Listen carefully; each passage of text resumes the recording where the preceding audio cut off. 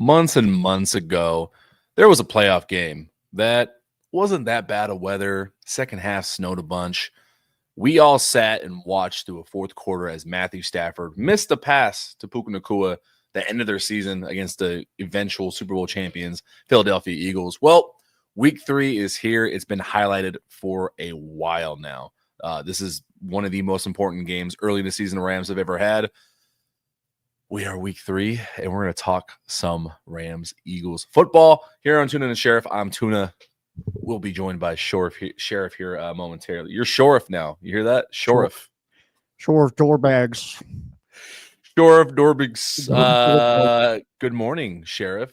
It is officially week 3 talking time. Wednesdays is where we start the transition out of the last week and move on. Are you ready? Are you ready to move forward with your life?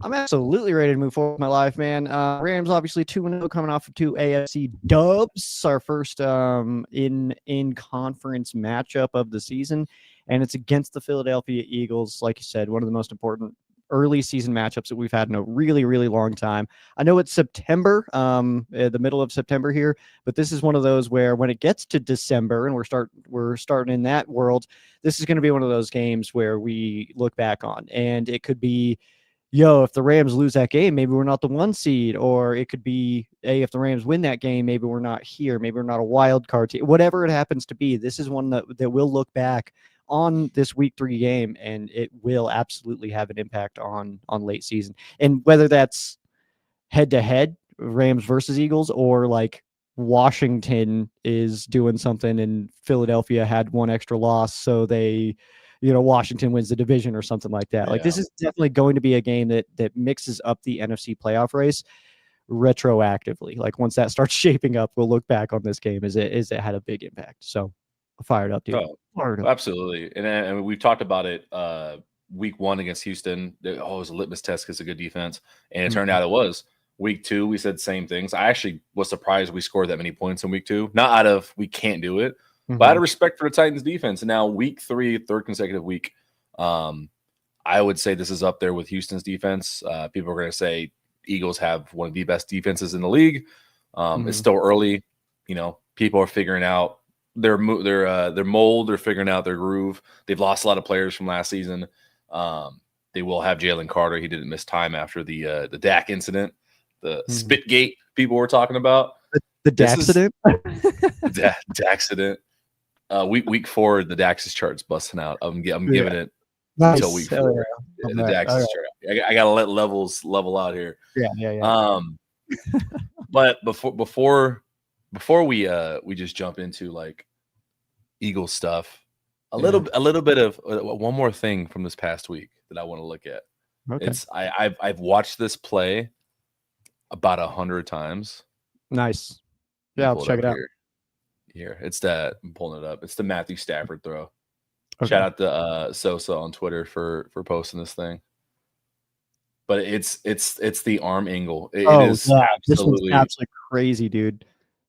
So that angle, the way that the defender is in the way, that's a fully covered Devontae Adams, and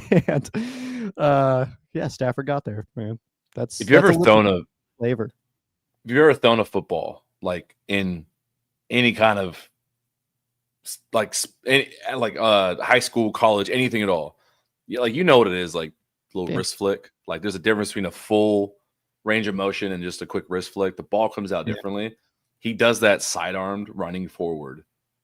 It's an incredible amount of accuracy. I would argue there's like 2 people in the world that can make that throw. Absolutely love it, dude. This is like a perfect play example of if you don't think that Matthew Stafford is one of the best quarterbacks in the NFL, you're not paying close enough attention. Like, you're just a homer for other people. My favorite part's right here. It just misses the outreach arms of that safety. Love the effort. Is he running? Hold on, go back a little and play that again. I want to watch that player. Okay, so he was coming up on it, and then just kind of took like 1 step forward. There's from his car. That's awesome. Brian Baldinger posted the opposite angle of that. If you're watching at when he threw it, Devontae's like over here. when he throws it. Oh, he's like, he's a covered player. Like that's like not everybody can do that. Most other not only can most quarterbacks not make that throw, most quarterbacks don't attempt that throw. He's covered. You know what I mean? Because you don't think that you physically can even that's even a thing. That's no, that's not a process in your brain. Like what? Not to be outdone. That catch is absolutely incredible, man. That body control to get down like that and make the catch and then just kind of roll over and grab it, dude. Like that's like to me, it's like when last week everybody was talking about the punch out from Landman. It's like, yeah, but the scoop, and everybody's like, yo, check out this throw from Stafford. It's like, yeah, like crazy. Like it's both parties of that is absolutely impressive. So absolutely love to see it, man. This is going to be a great matchup. I'm really excited for this one. On like obviously this is a very good team that the Rams are playing against, one of only 10 other undefeated teams, or not other, but 9 other undefeated teams with the Rams. Mm-hmm. But this is such a sweet matchup, man. And I hate that it's the early game. This is blatantly a primetime matchup. I'm still mad about that with the schedule makers. This is blatantly primetime action. Blatant. Give it to me in the morning. I want to wake up and the game is on. I don't want to wait. Hell I don't want to wait. Hell no. We need the lights on for this one. If you're a real football fan across country, you're watching this game. You're finding a way to watch it. Make it happen. Duh. But come on, it's prime time, man. This is easily the better matchups of the weekend. And yeah. What are you talking about? You got prime time tomorrow. We got Miami at Buffalo. I want Rams in prime time, Tuna. What are you about this? Well, God. I'm glad we're not in prime time because I mean we got a big injury that we got to worry about. Yeah, here on your screen. Yeah. How's he going to be? You know, he doesn't even need a get back coach anymore because he's not. I've never. When's the last time you heard a coach getting hurt? Hold on. I know this one. Wade Phillips in Denver last on the sideline. Then he's the next few weeks in the booth. Okay, yeah, but he got blasted. That like no one hit McVay, but he's just too much non-contact, man. Non-contact. That's tough, man. Those are always the worst. What did he? Did he call a play too intensely, and he tore it? Our coach just goes harder than yours. What do you want to do about it, man? Like, I'm sorry to laugh. As somebody with plantar fasciitis, this is like my worst nightmare. Yeah, but how? Man, it's we will rally around Aubrey Pleasant. We will play good football. Aubrey Pleasant is the assistant head coach. I don't know. That's the first name I went with. Can you imagine? Can you imagine if they came out? Is he going to start giving his own McVayisms about if how's your foot doing? Well, you know, we talked to Reggie. We're progressing really good. We're having ideas. Yeah, we're having ideas of being healthy at some point in the season. We're trending in the right direction. Really good progress, you know, really positive attitude about it. Yeah. Do you think he answers questions from his wife about just the day in the same way?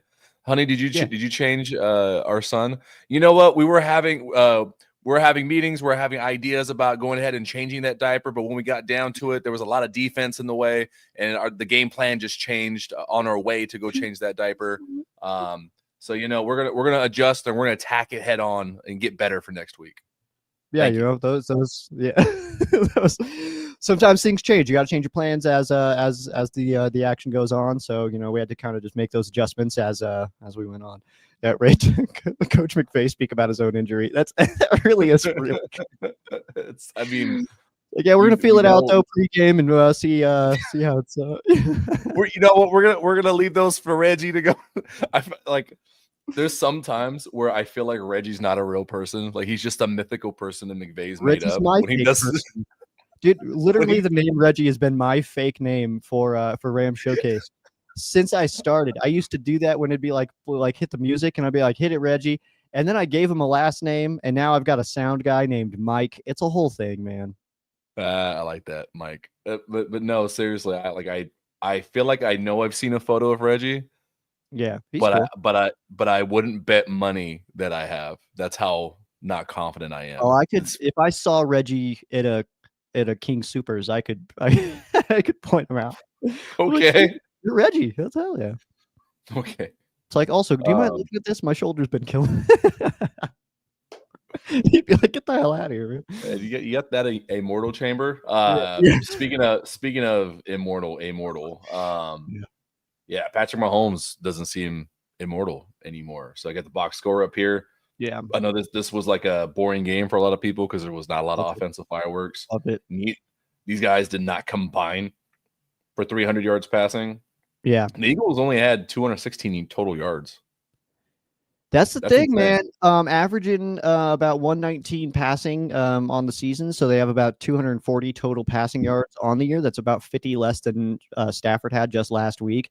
They haven't needed to run to pass the football a lot. They are obviously quite the ground attack, but I think also the way that the game was unfolding last week, I mean, a little bit more of a short field situation too, and you could tell that they were just ready to kill the clock. That's kind of what their thing is right now. They want the football for as long as they can have it, and that's when you can get to third and short, fourth and short, and do that play that they do, then that's certainly an option. So obviously we saw it last week in this matchup as well, that the Eagles were moving early on 3 separate occasions. The guards were moving early on that play, and the good news for Rams fans is that happened before our game with them. And make no mistake about it, the refs do meet every single week to go over what they saw, what they're doing, all that stuff. And it was brought up on the broadcast. Tom Brady pulled it out. And then and now it's also been on Twitter all week. And so that's obviously going to come up when it comes out on the broadcast. That is something that's going to come up in that ref meeting. So that is something that I think helps the Rams, that we could see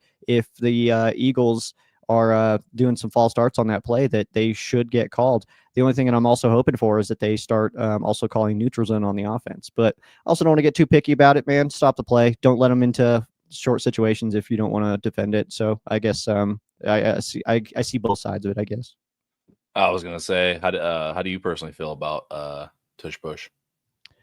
I don't like it because it's also breaking multiple rules. I mean, that's the thing, is like, you got center and guards on the offense that are in the neutral zone. Can't do that. It's never called. And then obviously the false start's never called. But I think it's just, I don't know, man. There's something. It's weird. It's weird that that's happened because even on special teams and field goals, I don't think that occurs at all. Well, you're not allowed to push your players on defense. If you're on defense, you are not allowed to push your defensive tackle into the offensive line to try to gain some more leverage there. So I don't understand why the offense can. Yeah, I mean, just make it so that way they can. It doesn't seem like a viable thing to do just every play, but I mean, definitely adds a little twist in there. While you were talking, I had had something stupid pop in my brain that I want to show you. Yeah. I tend to do that. Yeah. Let me pull it up here. This is how closely we expect the referees to be monitoring the false starts. It literally. I need them. So I need them watching the Eagles offensive line. Who is our ref this week? Hold on. Let me find out the ref assignment. I saw someone talking about it on Twitter. Somebody who has not been to Philly in some number of years. Because I still talk about where, okay, we got, oh yeah, that's what the website is. I was trying to remember what it is. It's called Football Zebras. Let's see. We got Brad Rogers. I don't know why I had to say it like that. That just felt right. It's just Brad Rogers. All right. What's the word on him? We're about to find out. Where you at, Brad? Let's see. Oh, yeah, we didn't even talk about the Trey Brown thing, him coming in. Yeah, man, I'm excited for Trey Brown. Obviously spent, 4 years in Seattle, signed a contract with the 49ers, and then was cut on September 1. So he hit his third NFC West team. He's just an NFC West kind of boy, you know? He likes the West Coast. It's the best coast. Hell yeah. I'm looking for stats. I need ref stats. That's always the funniest thing to go through. I had something saved that was about PFF stuff, and now I can't find it. I'm mad at myself. Anyways, while you're pulling that up, random stuff about Rams players. Mhm. Matthew Stafford is one of the leaders in like hero throws, in big time throws. I think he's 7 of 8 on deep passes as well. So he's playing like, can we argue he's playing MVP conversation level, especially the way that Puka and Tay are operating as the best duo in the league. I'm making that bold claim that this is the best duo, even better than T. Higgins and Jamar Chase up in the AFC North. One thing I have to say, we talked about it off air, and I won't be as angry as I did off relax, air. dude. Relax. Take a breath first. Holy moly. But especially Rams fans, I know that maybe if I can reach one person on this, Yeah. PFF is not the Bible. It is not end all be all. I would argue 90% of the time you can completely ignore it. I'm sorry. Yeah. It's not an authority on, oh, hey, look, this guy's actually good. Even when it's positive for your player. It's a nice feel good when you're like, oh, hey, my favorite player, Matthew Stafford, has a 90.5 passing PFF grade. It's a marketing company, man. Like, yeah, it's owned in part by people in the NFL. Like, they want their own agendas pushed. Yeah. Just watch some film. Like, none of it matters because at the end of the day, it doesn't have the context that it claims to have. I'm sure Emmanuel Forbes had terrible PFF grades in Washington. I'm sure Matthew Stafford had terrible PFF grades in Detroit. What does that mean? That they're not good? Just relax on it, please. Well, I kind of always go back to that what I truly believe, and this is like you can get more intense with it. But question 1: is this player good at football? Yes. Watch him play. Yes. Watch him play, and you can answer that question usually. You'll be like, yes, he is good. It's like, cool. And then you can get into why. What is he doing that's better than this other guy? What is he seeing? What is it like? That's when you can really dive into the weeds. But I truly believe that it begins with that simple question. Are they good? Yes or no? And if they're in the NFL, the answer is usually yes. In fair, unless you're Brett Rippon.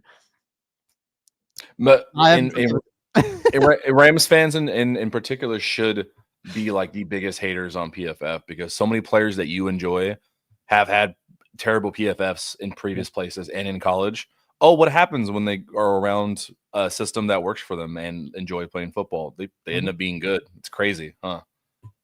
Yeah, it's like blues. It's like leaving the Giants, where as soon as you do that, you're incredible. Even Daniel Jones, who we get next week, man. So we'll get some conversation about him. That's gonna be I'm excited for that game too. That'll be fun. That's gonna be fun. Yeah, but so we've had Brad Rogers 3 times in the last 2 seasons. Referees, yes. Yeah. And that was last year against the Cardinals in December, game that the Rams did win. And then last year as well against the Bears, the Rams did not win. And then before that as well, 23 Rams versus the Saints, and the Rams won that game.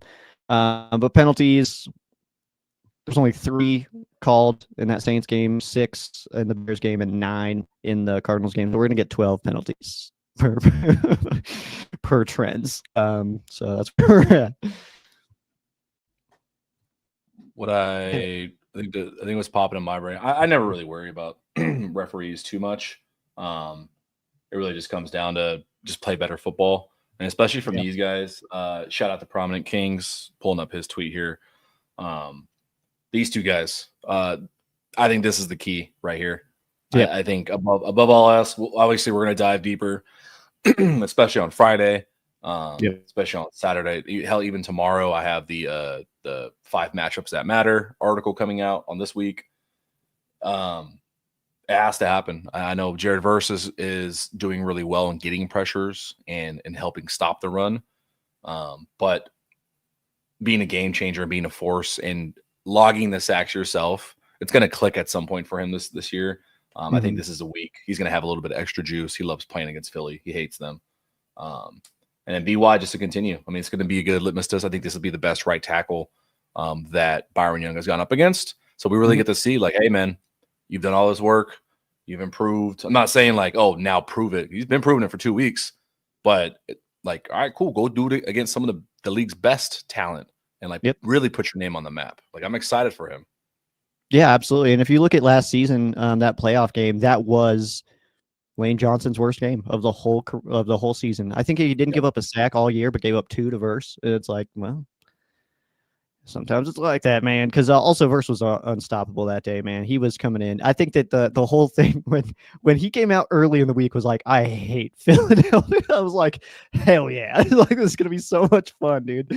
I loved it right away. And then seeing him go around the ball before the game, it's like, I love this team, dude. That was fun. I think we could probably expect to see some different, not packages, but some variations to blitzes, to stunts, to pressure, simulated pressure from Shula that they probably haven't shown in the first 2 weeks. But then also, you don't want to let the cat out the whole bag in just one game for the rest of the season. But you can definitely expect some things to throw some twist in there to screw with Jalen Hurts. The other reason why I'd point these guys out is because of the contain issue. They've had contain issues for 2 weeks. I want to ask you about that.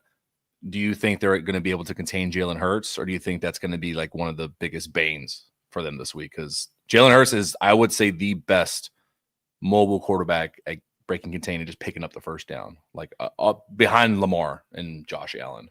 Yeah, I think ultimately what this is going to come down to in this game is like, definitely these guys keeping that contain, but also having that Cam Curl, that Quentin Lake, who's kind of in that box and kind of shadowing a little bit, depending on the play call, obviously, and just kind of also being able to clean that up. So if Hurts is able to get around the edge, that we have a Lake that's absolutely screaming up and forcing that to be a shorter run than maybe it was going to be, So I'm looking for that in this one, especially because even when the Eagles call a pass play, they may not throw the ball. You know what I mean? Like it's very real that Hurts is just gonna roll out, pick up 4, and then go to the next play.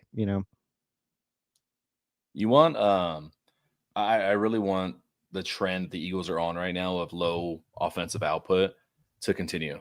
I don't care if this is a 3-6 game, a 10-7 game, but when I look at the Eagles defense or Eagles offense in the limited fashion that I have, I'm getting that vibe from the Steelers a few years ago when they started like 10-0 or 11-0. And when you watch them, you're like, this is not an undefeated team. Like this is seriously flawed, but somehow they find a way to win games. I could see that happening with them, and I really hope it is, because I hate when there's repeat champions. But also I am going to talk to somebody who knows their team way better than we do, get some insight. Friday morning, sorry. Confirmed we will be talking with Real Talk with MJ from Philly. Nice. That'll be fun, man. I think ultimately, too, I want to kind of just get this in here, is that I think that the biggest key to this game for the Rams is going to be stress out Sirianni by keeping the football ourselves. Picking up third and short. Yeah, just keep it ourselves. Get like an 8-minute drive in the second quarter, and just like if that can put us up, 10-7 at the end of that or something like that, and then they don't have a lot of time. They are forced to throw the football. We have not seen them in a situation yet this year where they need a drive right now and need to go down and score and put it all together through the air and kind of just do that 2-minute drill. We haven't seen that from them this year. Can they do it? Absolutely. This is a Super Bowl team. Obviously, they're still very, very good at football. But I think that that if there's a team that can put that pressure onto the Eagles and put it onto their like just put them in a tight spot where now they need to try to pull something out. That I think that this is the team that can do that to the Eagles, is just, keep our own long drives. You keep getting to 3rd and 2 and then get it to Puka. If we get to 4th and 1, give it to Puka, and then just like work it all the way down and then take those really long drives. And then also like secondary big key, but on the defensive side would be, if you're getting to 3rd down, it's got to be like 3rd and 5, simply put. Like Yeah. if you do anything else, then it's gonna be tough. Easier said than done. I mean, obviously that's a plan. Just don't let him have it. Because even at 3rd and 5, though, you can't let him pick up 4 because you already know they're going to go Exactly. for it. Yeah. So that's really tough. That's a tall task. They have the toughest job, I would say, definitely for sure. Manuel Forbes, I would imagine, would get the AJ Brown matchup. That's the one that worries me the most. Devonta Smith, probably like a Kobe Durant, just based on speed. And then I think if anyone's going to have the shell over him, or a cloud, it's probably Devonta, just because he's the fastest wide receiver they have. Mm-hmm. I think Emmanuel is faster than AJ, so you can keep up with him. I totally lost much. Oh, one factor that we'll talk more about it Friday, but I think is a major key to winning is just the existence of Devontae Adams. Yeah, absolutely. The element he brings. I was listening to him talk to Kay Adams yesterday. Mm-hmm. It's a different swagger. Like, it's a different juice that's in that wide receiver room. Yeah, and he talks about it. He talks about how Cooper Kupp, like, very silent guy. Like, you see him celebrate in that NFC Championship game against the Niners. It's like, oh wow, like some emotion from Cooper. Yeah, he's very just hand the ball off. The wide receiver room, especially Puka, they got a little more swagger, and I think that helps when you face a team like Philly. Absolutely, it does. Yeah, and I think I'm talking about it tonight. I've already got it in my notes. Ram Showcase will be recorded this evening, and I'm talking about it tonight of Devontae and his addition to the Rams, where it's still like we got to see his first 100-yard performance, but it still feels like he's got so much untapped. There's so much more that he's got. We have not seen Devontae Adams and his full capabilities in the Rams offense. And it feels like if we're seeing what feels like kind of a fine day and he's, breaking 100 and hitting 12K on the season, stuff like that, like it just feels like Devontae, at his best in the Rams offense, he goes for 250. You know what I mean? Like, that's just kind of like, it just feels that that's absolutely a possibility at any time. Well, I have a answer for you for why it feels like he's had, even they've been good days, like very productive days, a lot of targets. He's had their number one travel with him. I think Derek Stingley missed a few plays against Devontae from that early injury in week 1, but that is one of the top cornerbacks, Derek Stingley, traveling with him the whole time. And then last week, I think it was about 72%, it was 70 something, that L'Jarius Sneed traveled with Devontae Smith, and that is an all-pro cornerback. And so he's getting the league's best and still doing this. Yep. And that's also which team is going to switch that attention to Puka. Oh, they're trying to. So Devontae is a man beater. Like, you can't play man against him. He's better than you. And Puka is good at zone beating. Like, and he's on such a good wavelength with Stafford. It's a perfect relationship. I love it. Yeah, it is. It's so much fun, man. Like that duo. I love the tweet that the Rams out of your favorite duo of Devontae and Puka. Absolutely love that stuff, dude. It's incredible. But yeah, man. I think that that Devontae, when he is able to like fully be in the Rams offense, I mean, he is. Don't get me wrong, but like, it just feels like he's got a lot of untapped potential in our offense. It just feels like he's going to absolutely explode. And I don't think it's impossible that we see a game where Puka and Devontae both hit 200. You know what I mean? Like, that's a real thing, so that'd be fun. I think that's on the run game too. I think that's without an explosive run game that's like really just taken over a game yet. Started seeing flashes of it in like the fourth quarter of last week. Yeah. I don't expect it to do that this week. You just don't against a good defense. But I know there's some chatter going on about people saying Kyron needs to get less playing time for Corum. I think Ryan Wendell needs to get in some ears, man. We need some holes to open up. So my all 22 is coming out this morning. Literally, once we're done, I'm finishing the editing. I spent about 40 minutes on the run game. I'm sorry. If you're not watching the film, there's no holes for Kyron. Like, the holes don't open up until the fourth quarter. There's plays where he's getting hit. There's a center and a guard pushed 4 yards in the backfield, and he's having to juke 4 bodies. I don't know what you want him to do. Yeah. He's running into a massive humanity, and people are like, get this bum out of here. And it's like, dude, he got tackled by 5 dudes. What are you talking about? Like, I'm just Over it. I'm over it. That's exactly. I've become the hardest Kyron defender. I don't know how that happened. Yeah, man. I also have it's popping up on the show tonight of my request to Yuzo for an all 22 breakdown. What's that? I need one on the general, man. Give me the Davis Allen breakdown, dude. You want the Davis Allen Give breakdown? me the Davis Allen breakdown, dude. Hold on. The best tight end on the Rams roster? That's what I have in my notes. Like, wait, don't tell me, man. Is Davis Allen the best tight end that we have? It's snap counts wouldn't tell you that, but production would. I mean, he's getting dirty on the run blocking. He's got 2 touchdowns. He's catching the ball. Who the hell am I to argue that, man? I mean, I'm just a simple tuna over here, but with my eyes swimming upstream, Davis Allen's swimming right there with me. Is he good at football? Yes or no? Yes, Davis Allen is good at football. You know who else is good at football? Kyron Williams. Get off his back. Get off Kyron's back. Yeah, it's about time. I do have to go to work, but I look forward to whenever you get around to your general breakdown.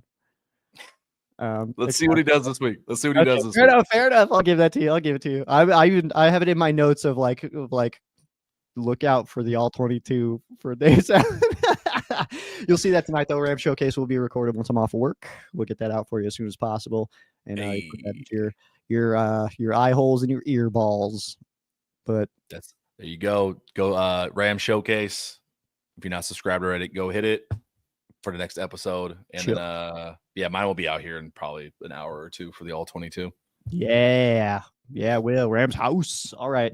We're gonna list off because we're hyping up on tight ends right now. We're gonna just list Rams tight ends that we have forgotten. How am I gonna name them if I forgot them? It's a hell of a question, Tuna. Checkmate. I guess. I'm gonna start Joe Klopfenstein. Gerald Everett. that was a banger, dude. Give me Daniel Fells.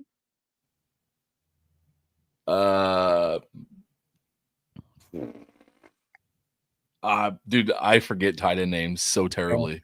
How about 2 touchdown scorer in 2010 in Denver, Matthew Mulligan? What?